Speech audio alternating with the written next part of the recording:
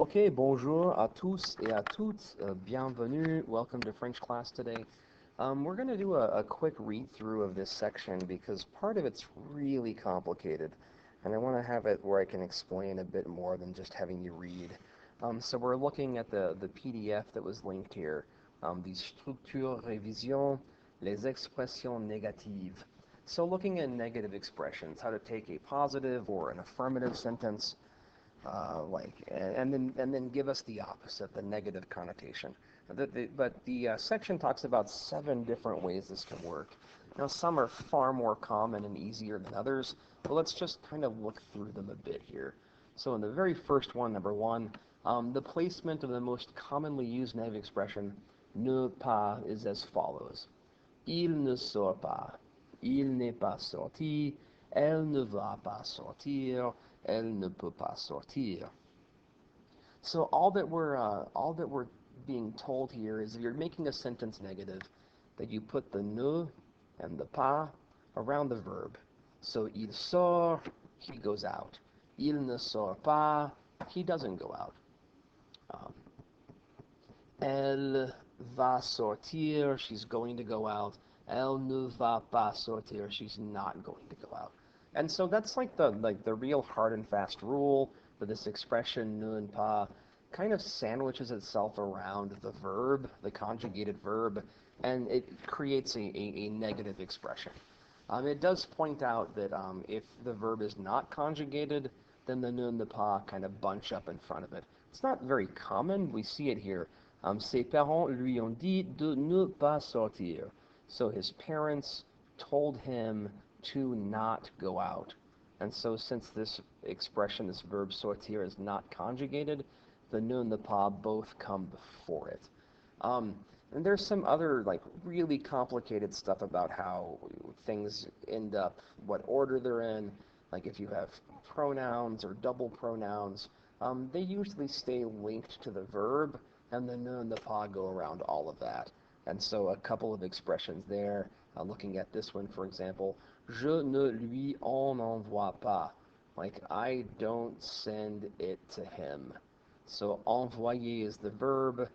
This is to him. Lui, en is like some.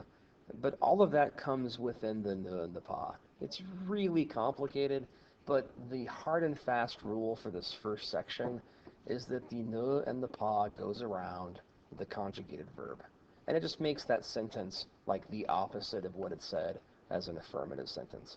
As we scroll down, number two, we're introduced to other expressions that follow the same pattern. So ne pas du tout means not at all. Ne plus, no longer or not anymore. Ne jamais is never. And ne rien is nothing. Ça ne me dérange pas du tout. That doesn't bother me at all. Ils ne sont plus ensemble. They no longer go out together. Je ne suis jamais allé dans cette boîte. I've never gone to that nightclub. Désolé, mais il ne veut rien savoir. It's like, I'm sorry, but he doesn't want to know anything. Il ne veut rien savoir. So he wants to know nothing. Yeah, so they follow the same rules, but we do have like there's like a deeper way of saying something negative. It's not just making the sentence negative; it's adding more more depth. Never, nothing, not anymore. Um, Number three goes into something else that follows the same pattern. Usually, ne personne means nobody, and ne ni is neither or nor. Like, elle ne parle à personne, she doesn't talk to anyone, or she talks to no one. Je n'aime ni le rock ni la techno. I like neither rock music nor techno music. It does get complicated as it comes through, and I'll let you read about that kind of on your own time. But just that ne personne has extra meaning, and ne ni also has extra meaning. Number four, to express no, not any, or none, we have ne aucune or ne aucun can be used. Il a des amis? No, il n'a pas d'amis. Il n'a aucun ami. So like he has no friends, none at all, completely none. This is like a bit more severe of a no or none. Elle a des amis, she has friends. No, elle n'a pas d'amis. No, she has no friends. No, elle n'a aucune amie. It's like she doesn't have any friends at all. Like it's a bit more severe. So, ne and aucun, which will sometimes be feminine. Number five, in French, unlike English, more than one negative can be used in the same sentence. Like we have weird rules in English about double negatives. In French, like the more negatives, the better. Like it just adds more depth and more context to it. So, il n'a rien dit à personne. He said nothing to no one. Ils ne sont plus jamais revenus. They no longer never came back. Like really telling you like they never ever came back. So you have that going on. And then what I thought was maybe most helpful, and the reason why I really wanted to go over this section, because we probably could have skipped it, was that they have a way of showing you what some of the affirmative sentences look like and how they might coincide or correspond to a negative expression.